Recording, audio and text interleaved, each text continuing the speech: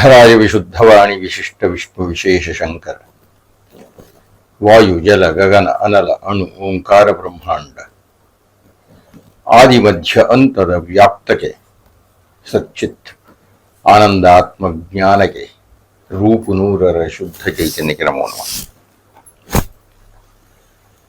ಮಹಾಭಾರತದ ಆತ್ಮೀಯ ಪ್ರೇಕ್ಷಕರೇ, ವೀಕ್ಷಕರೇ, ಅದರಲ್ಲಿಯೂ ಭಗವದ್ಗೀತೆಯ ವಿಷಯದಲ್ಲಿ ವಿಶೇಷ ಆಸಕ್ತಿಯನ್ನು ಹೊಂದಿ ಅಧ್ಯಯನ ಮಾಡ್ತಾ ಇರತಕ್ಕಂತಹ ವಿದ್ವಾಂಸರೇ, 11 ಅಧ್ಯಾಯಗಳನ್ನು ನಾವು ತುಂಬ ಸ್ಥೂಲವಾಗಿ ಅಧ್ಯಯನ ಮಾಡಿದ್ದೇವೆ. ವಿವಿಧ ಯೋಗಗಳ ಚಿಂತನೆಯನ್ನು ನಾವು ಮಾಡಿದ್ದೇವೆ. ಇದೀಗ 12ನೆಯ ಅಧ್ಯಾಯ. 11ನೆಯ ಅಧ್ಯಾಯದಲ್ಲಿ ಅರ್ಜುನ ವಿಶ್ವರೂಪ ಸಂದರ್ಶನವನ್ನು ಮಾಡಿದ್ದಾನೆ. 10ನೆಯ ಅಧ್ಯಾಯದಲ್ಲಿ ಏನನ್ನ ಶ್ರೀಕೃಷ್ಣ ಹೇಳಿದ್ದ, ನಾನು ಯಾವ ಯಾವ ಆಕಾರದಲ್ಲಿರ್ತೀನಿ, ಯಾವ ಯಾವ ದೇವತೆಗಳಲ್ಲಿ ಯಾರು ನಾನಾಗಿರ್ತೀನಿ,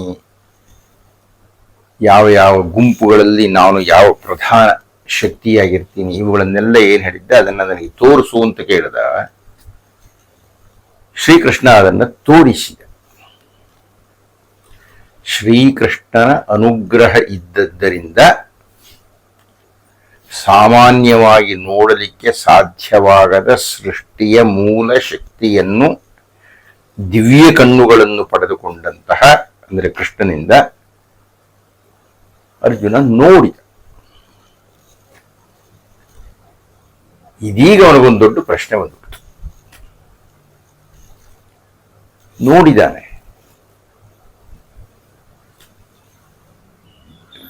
ಕೃಷ್ಣ ಹೇಳಿದ್ದಾನೆ ಇಂತಿಂಥವುಗಳಲ್ಲಿ ನಾನು ಹೀಗಿದ್ದೀನಿ ಅಂತ. ಉದಾಹರಣೆಗೆ,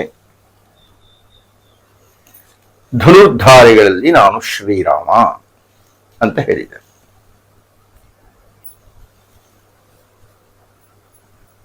ಈಗ ಶ್ರೀರಾಮರಂತೆ ಬೇರೆ ಬೇರೆ ಹೆಸರುಗಳನ್ನೆಲ್ಲ ಹೇಳಿದ್ದಾನೆ. ಶ್ರೀರಾಮ ಅಂತಿದ್ದ ಹಾಗೆ ದಶರಥ ಪುತ್ರ, ದಾಶರಥಿ, ಅದರ ಒಂದು ಆಕಾರ ಇದೆ, ಅದರ ಒಂದು ಸಂಸಾರ ಇದೆ, ಮಕ್ಕಳಿದ್ದಾರೆ, ಹೆಂಡತಿ ಇದ್ದಾರೆ, ಒಬ್ಬ ಶತ್ರು ಇದ್ದಾನೆ, ಹೆಂಡತಿಯನ್ನೇ ಅಪಹರಿಸಿಕೊಂಡು ಹೋದಂತಹ ರಾವಣ ಅಲ್ಲಿದ್ದಾನೆ, ಅವನ ಸಂಹಾರಕ್ಕಾಗಿ ಇವನು ಹೋಗಿದ್ದಾನೆ, ಇವನು ಅವನನ್ನ ಸಂಹರಿಸಿದ್ದಾನೆ, ಇತ್ಯಾದಿ ಇತ್ಯಾದಿ ಶ್ರೀಮದ್ ರಾಮಾಯಣದಲ್ಲಿ ಕಥೆ ಇದೆ. ಅಂದರೆ ಶ್ರೀರಾಮರು ನಾನು, ಪರಬ್ರಹ್ಮ ಸ್ವರೂಪವಾದಂತಹ ಶ್ರೀಕೃಷ್ಣ, ಧನುರ್ಧಾರಿಗಳಲ್ಲಿ ನಾನು ಶ್ರೀರಾಮ ಅಂತ ಯಾವಾಗ ಹೇಳಿದನೋ ಆಗ ಶ್ರೀರಾಮ ಅಂತಿದ್ದಾಗ ಒಂದು ಆಕಾರ ಬಂದ್ಬಿಡ್ತು. ಇದೀಗ ಅರ್ಜುನನಿಗೆ ಒಂದು ಬೃಹತ್ ಪ್ರಶ್ನೆ ಬಂತು. ಆ ಪ್ರಶ್ನೆಯನ್ನು ಆಧಾರವಾಗಿಟ್ಟುಕೊಂಡಂಥದ್ದು 12ನೇ ಅಧ್ಯಾಯ, ಭಕ್ತಿ ಯೋಗ ಅಂತ ಅದರ ಹೆಸರು. ಅದನ್ನು ಇವತ್ತಿನ ಸಲ ನೋಡೋಣ. ನಾರಾಯಣಂ ನಮಸ್ಕೃತ್ಯ ನರಂಚೈವ ನರೋತ್ತಮಂ ವ್ಯಾಸಂ ವಾಗ್ದೇವೀಂ ಚೈವ ತತೋ ಜಯಮುದೀರಯೇತ್.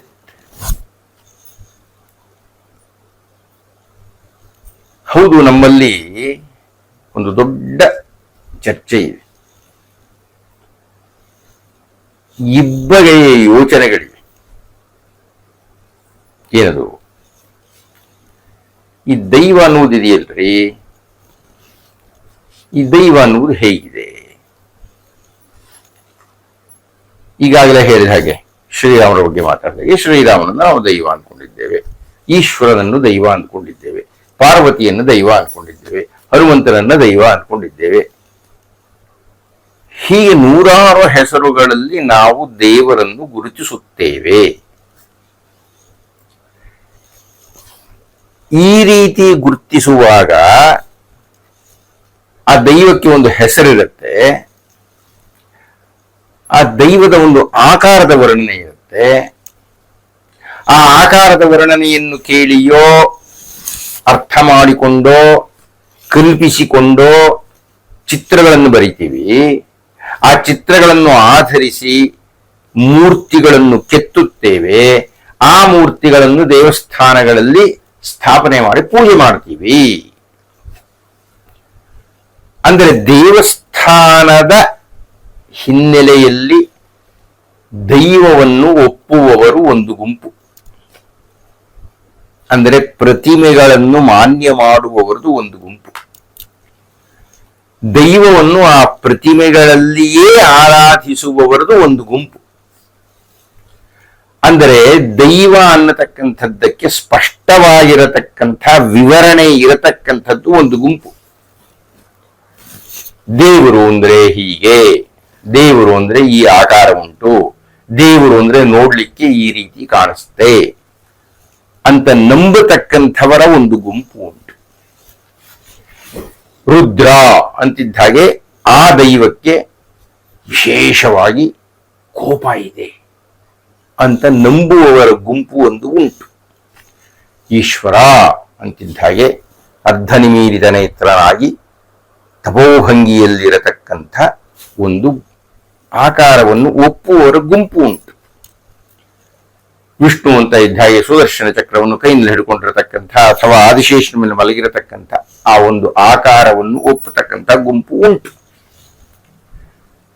ಗಣಪತಿ ಅಂತ ಹೇಳ್ತಾ ಇದ್ದ ಹಾಗೆ ಆನೆಯ ಮುಖವನ್ನು ಹೊತ್ತು ಸೊಂಡಲು ಇತ್ಯಾದಿಗಳನ್ನ ವರ್ಣನೆ ಮಾಡಿ ಅದನ್ನು ಪೂಜೆ ಮಾಡತಕ್ಕಂಥ ಒಂದು ಗುಂಪು ಉಂಟು. ಅಂದರೆ ಈ ಒಂದು ಗುಂಪಿನ ಮೂಲಭೂತ ಒಪ್ಪುವಿಕೆ ಏನಪ್ಪಾ ಅಂತ ಹೇಳಿದ್ರೆ ಆ ದೈವಕ್ಕೆ ಒಂದು ಆಕಾರವಿದೆ. ಅಂದರೆ ಸಾಕಾರ ರೂಪದ ದೈವವನ್ನು ಮಾನ್ಯ ಮಾಡತಕ್ಕಂತಹ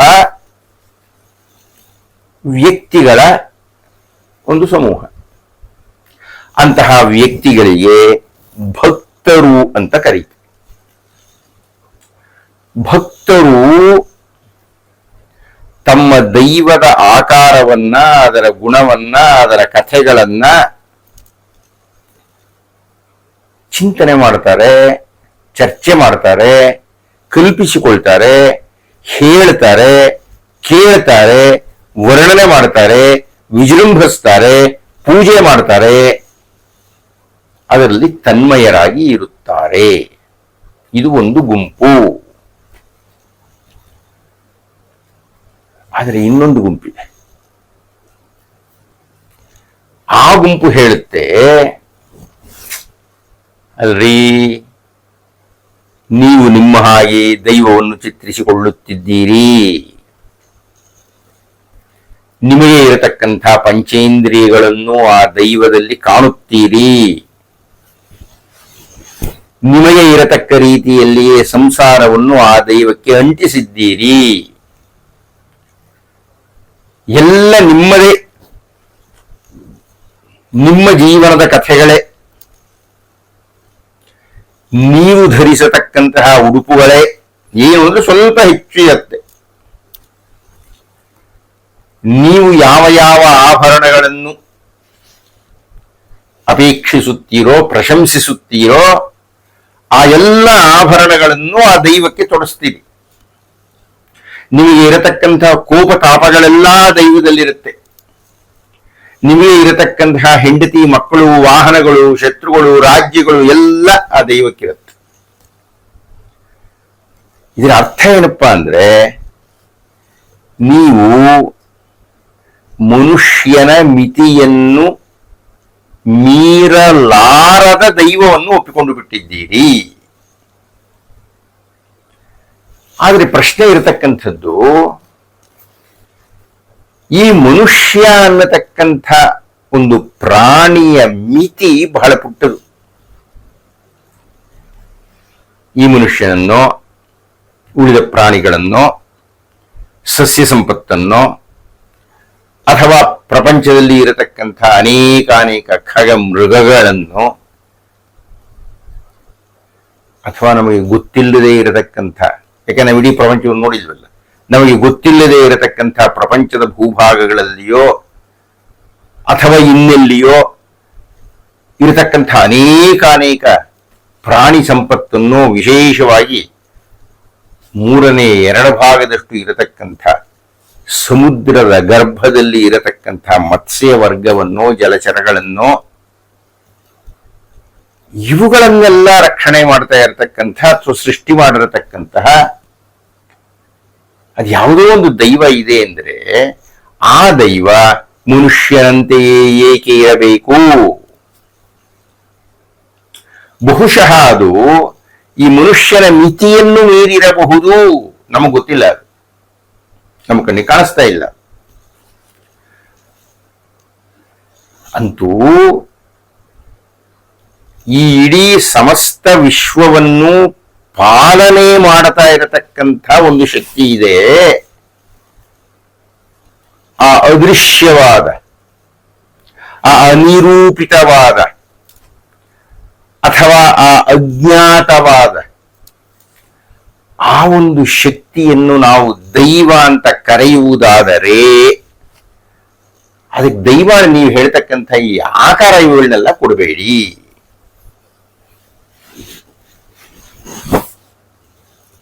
ಆದ್ದರಿಂದ ನಾವು ದೈವವನ್ನು ಒಪ್ಪುತ್ತೇವೆ, ಆದರೆ ಅದಕ್ಕೆ ಇಂಥದ್ದೇ ಆಕಾರ ಅಂತ ಹೇಳಲಿಕ್ಕಾಗೋದಿಲ್ಲ. ಅದು ನಿರಾಕಾರ ವಸ್ತು ಅಂತ ಇನ್ನೊಂದು ಗುಂಪು ಹೇಳುತ್ತೆ. ಆದರೆ ಇವರಿಬ್ಬರೂ ದೈವವನ್ನು ಒಪ್ಪುತ್ತಾರೆ, ಇವರಿಬ್ಬರೂ ಆಸ್ತಿಕರೇ, ಇವರಿಬ್ಬರಿಗೂ ದೈವದಲ್ಲಿ ನಂಬಿಕೆ ಇದೆ, ಇವರಿಬ್ಬರೂ ದೈವಕ್ಕೆ ಶರಣಾಗಿದ್ದಾರೆ ಎನ್ನುವುದು ಮಹಾಪ್ರಧಾನವಾದ ವಿಷಯ. ಶರಣಾಗಲೇಬೇಕಲ್ಲ, ಏನೇ ಚಿಂತನೆ ಮಾಡಿದ್ರು. ಯಾಕೆಂದ್ರೆ ನಮ್ಮ ಆಯುಷ್ಯ ಬಹಳ ಪುಟಾಣಿಯಾಗಿದ್ದು,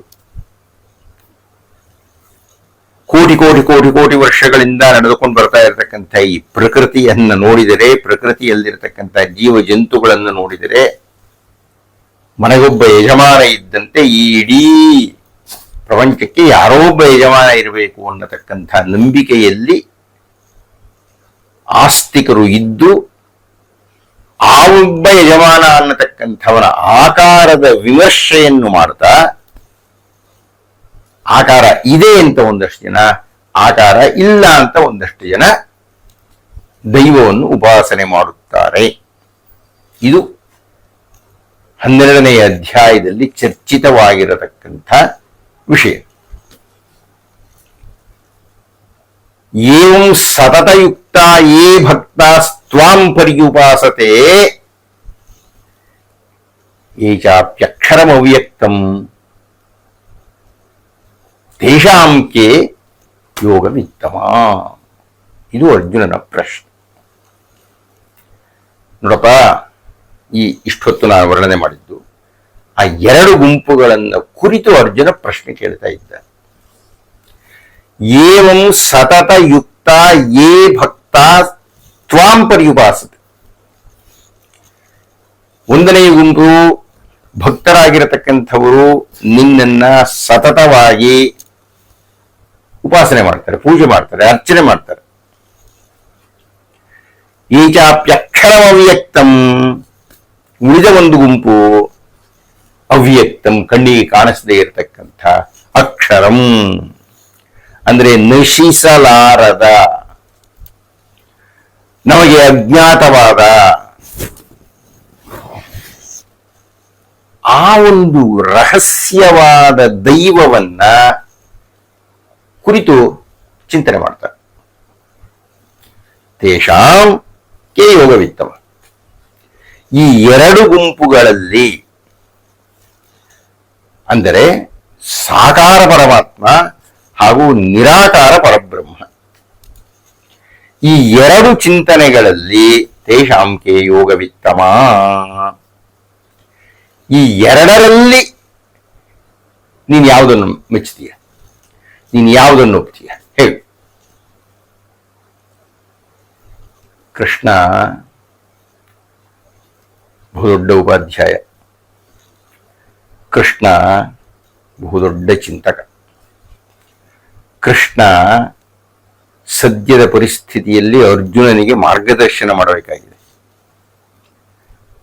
ಕೃಷ್ಣ ಯುದ್ಧ ಮಧ್ಯದಲ್ಲಿ ಯುದ್ಧವನ್ನು ಮಾಡಲಾರದೆ, ಮಾಡಲಿಕ್ಕಾಗದೆ, ಮಾಡಕೂಡದು ಅನ್ನುವ ಮನಸ್ಥಿತಿಯಲ್ಲಿರತಕ್ಕಂಥ ಅರ್ಜುನನಿಂದ ಯುದ್ಧವನ್ನು ಮಾಡಿಸಬೇಕಾಗಿದೆ.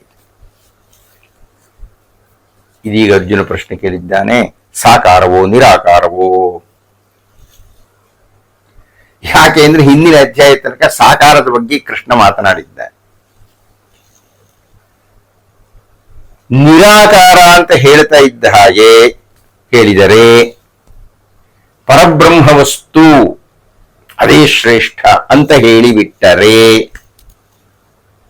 ಅರ್ಜುನ ಹೇಳ್ತಾನೀಗ ಆ ಪರಬ್ರಹ್ಮ ಚಿಂತನೆಯಲ್ಲಿರ್ತೀನಪ್ಪ, ನಮಗಿದೇನೂ ಬೇಕಾಗಿಲ್ಲ ಅಂದ್ಬಿಡ್ತಾನೆ.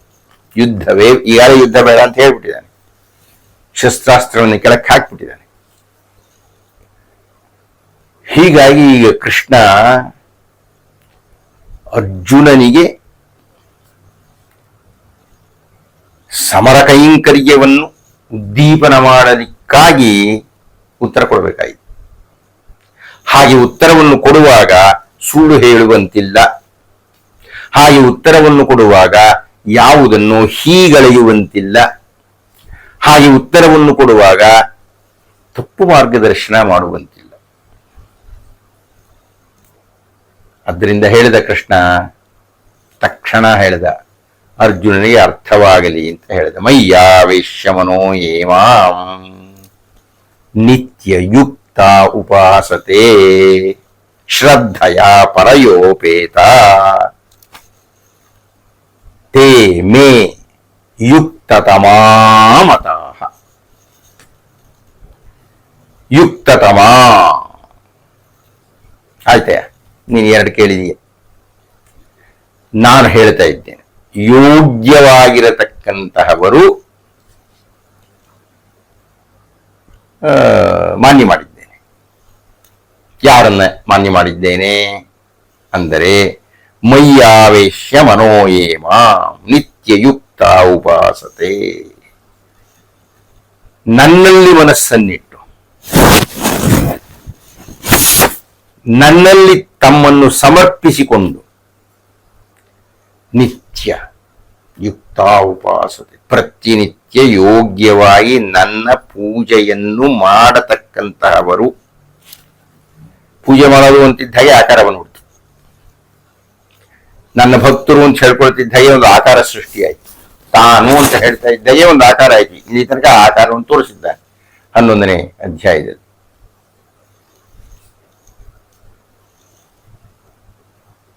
ನಾನು ಯುಕ್ತತಮಾ ಮತಃ, ನನ್ನ ಮತ, ನಾನು ಯಾರಿಗೆ ಮಾನ್ಯತೆ ಕೊಡ್ತಾ ಇದ್ದೀನಿ ಅಂದರೆ ಈ ಗುಂಪಿಗೆ ಕೊಡ್ತಾ ಇದ್ದೀನಿ.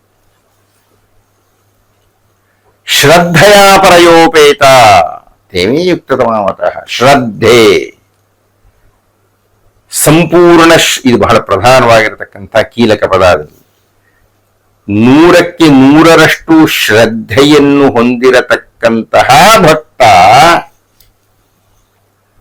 100ಕ್ಕೆ 100ರಷ್ಟು ಸಂಪೂರ್ಣವಾಗಿ ತನ್ನನ್ನು ನನ್ನಲ್ಲಿ ಅರ್ಪಣೆ ಮಾಡಿಕೊಂಡಿರತಕ್ಕಂತಹ ಭಕ್ತ. ಮಯ್ಯಾವೇಶ್ಯ ಮನೋಯೇಮ,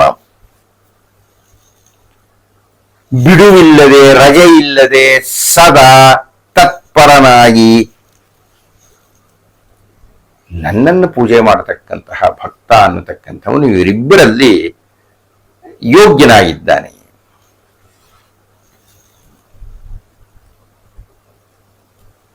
ಹಾಗೆ ಹೇಳಿ ನಿರಾಕಾರವನ್ನು ತಿರಸ್ಕಾರ ಮಾಡ್ತಾ ಇಲ್ಲ.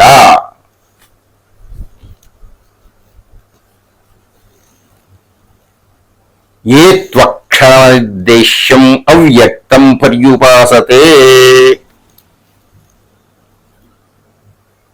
ನೀನೊಂದು ಗುಂಪು ಹೇಳಿದಲ್ಲ, ಅಕ್ಷರ ಅಂತ ಹೇಳ್ತಾ ಇದ್ದೀಯ. ಅನಿರ್ದೇಶ್ಯಂ, ನಿರೂಪಣೆ ಮಾಡೋದಕ್ಕಾಗ್ತಾ ಇಲ್ಲ. ನಿರಾಕಾರ ತತ್ವವನ್ನ ಹೀಗೆ ಅಂತ ಹೇಳಲಿಕ್ಕಾಗ್ತಾ ಇಲ್ಲ. ಅವ್ಯಕ್ತಂ, ಕಣ್ಣಿಗೆ ಕಾಣಿಸ್ತಾ ಇಲ್ಲ. ಆದ್ರೆ ಅದನ್ನು ಉಪಾಸನೆ ಮಾಡುವವರು ಒಂದಷ್ಟು ಮಂದಿ ಇದ್ದಾರೆ.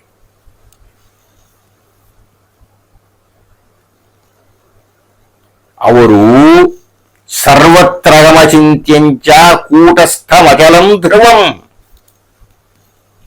ಅಂತಹವರ ಮನಸ್ಥಿತಿ ಹೇಗೆಯೇ ಇದೆ ಅಂದ್ರೆ ಸರ್ವತ್ರಗಮಚಿಂತ್ಯಂಚ, ಆ ನಿರಾಕಾರ ತತ್ವ ಅನ್ನತಕ್ಕಂಥದ್ದು ಸರ್ವತ್ರ ಎಲ್ಲ ಕಡೆಯಲ್ಲಿಯೂ ಇದೆ. ಅದು ಹೋಗದೇ ಇರತಕ್ಕಂಥ ಜಾಗವೇ ಇಲ್ಲ. ಕೂಟಸ್ಥ, ಶಾಶ್ವತವಾಗಿರತಕ್ಕಂಥದ್ದು, ಅಚಲವಾಗಿ ಇರತಕ್ಕಂಥದ್ದು. ಅಚಲಂ, ಅಲ್ಲಾಡದೇ ಇರತಕ್ಕಂಥದ್ದು. ಧ್ರುವಂ, ಶಾಶ್ವತವಾಗಿ ಸತ್ಯವಾಗಿ ಸರ್ವಕಾಲದಲ್ಲಿಯೂ ಇರತಕ್ಕಂಥದ್ದು. ತೇಷಾಂ ಅಹಂ ಸಮುದ್ಧರ್ತ ಮೃತ್ಯು ಸಂಸಾರ ಸಾಗರ. ಸಂಸಾರ ಸಾಗರದಿಂದ ನಾನು ಅವರನ್ನು ಮೇಲಕ್ಕೆ ಎತ್ತುತ್ತೇನೆ. ಅಂದ್ರೆ ಕೃಷ್ಣ ಈಗ